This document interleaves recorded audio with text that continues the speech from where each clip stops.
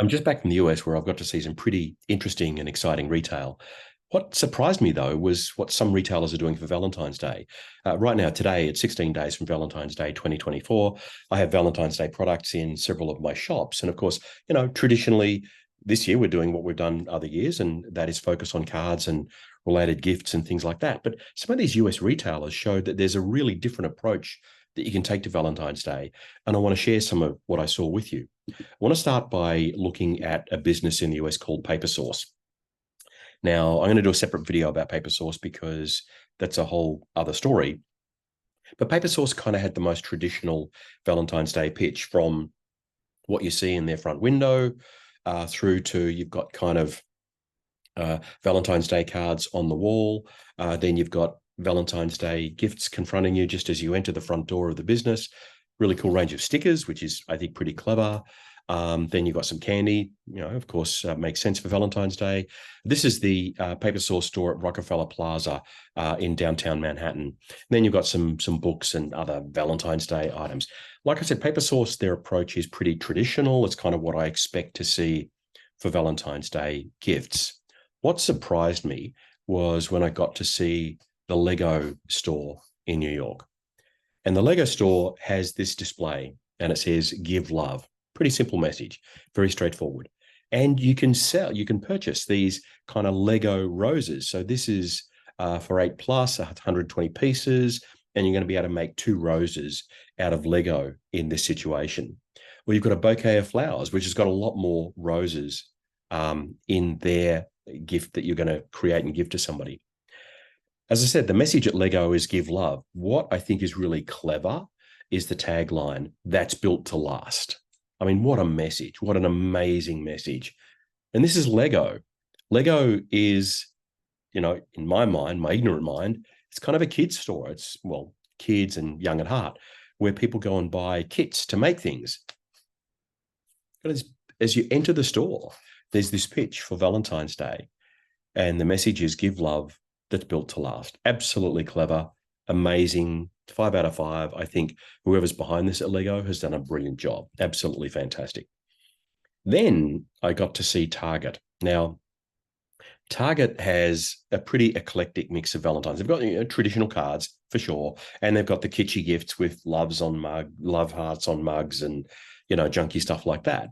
Then there was this 2-pack of this is a baking dish for making heart-shaped brownies. That's pretty cool.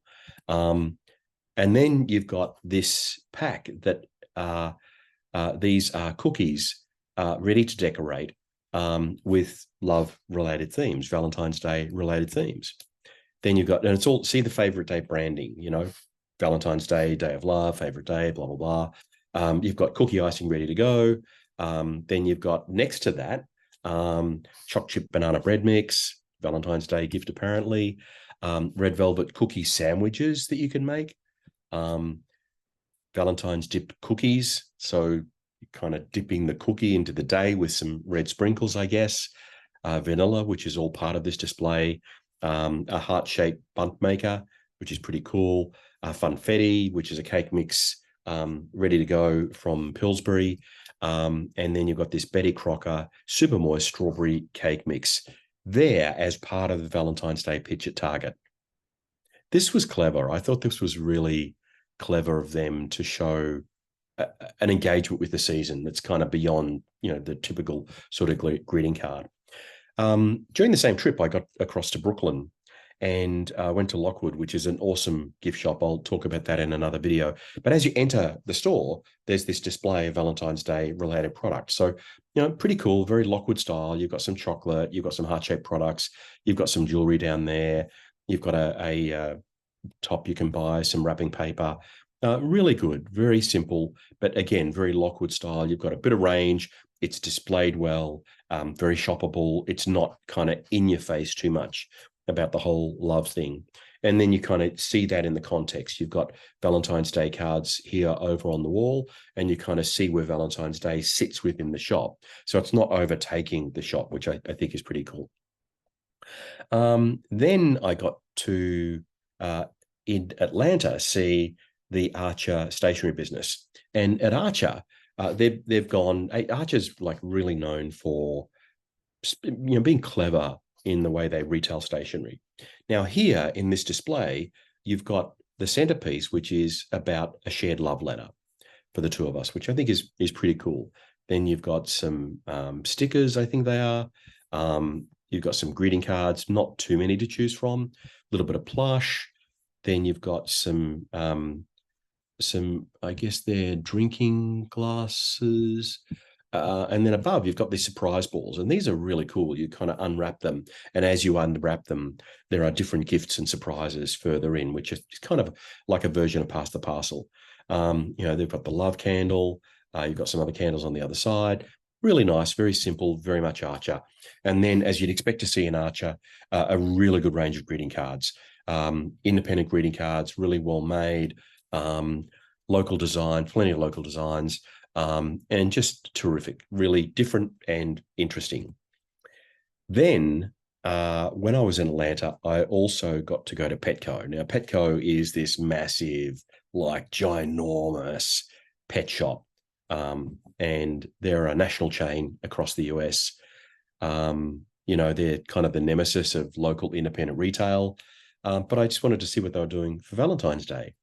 And, they've got everything I'm going to show you. All these photos are from Petco for Valentine's Day. Here you've got, and the displays were a bit thin because stuff had been selling for them. You've got play toys that are Valentine's Day themed. You've got little outfits that are Valentine's Day themed.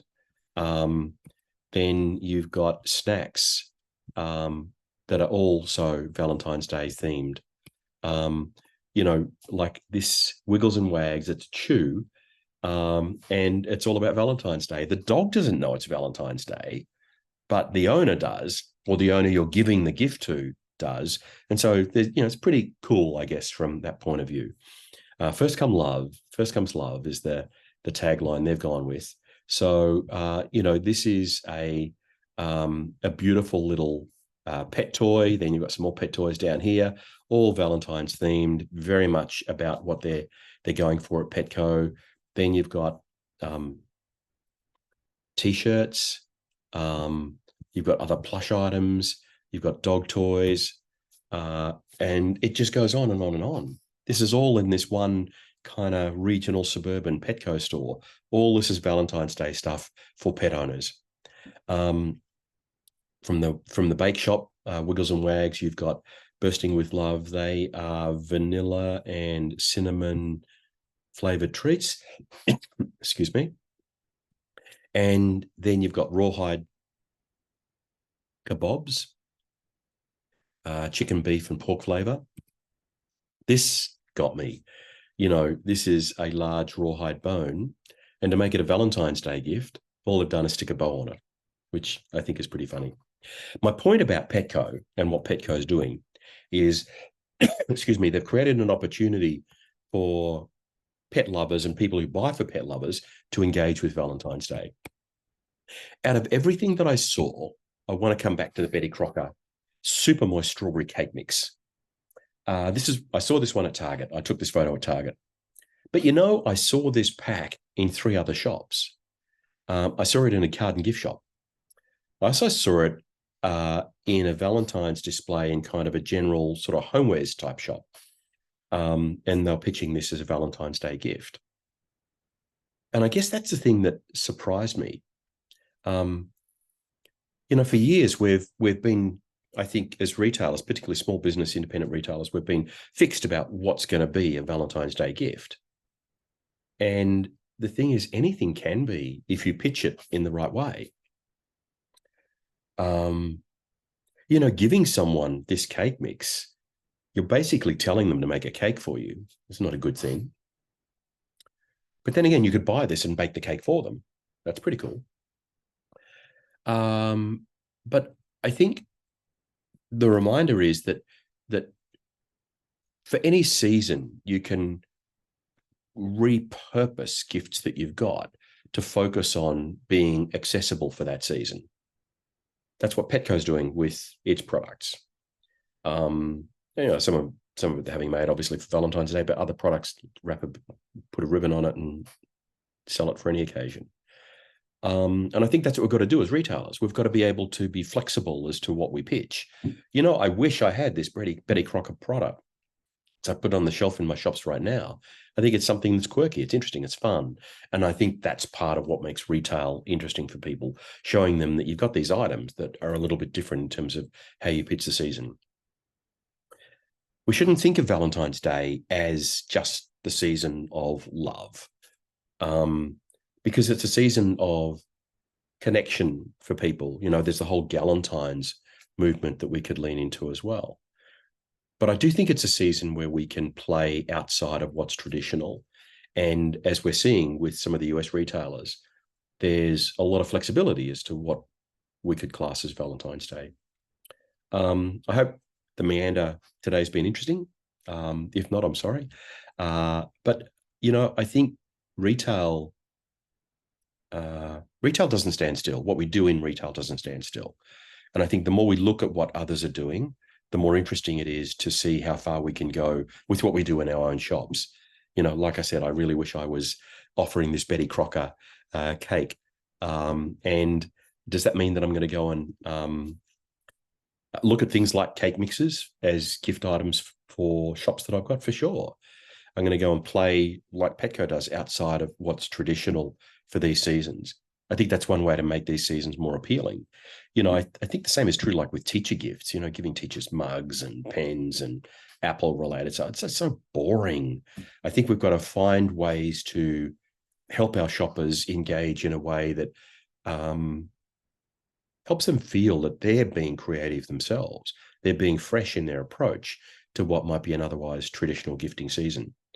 Hope Valentine's Day is awesome for you. If you're watching this before Valentine's Day, if you're watching it after Valentine's Day, then I hope it's giving you some ideas to get ready for Valentine's Day 2025 or 2026 or whatever.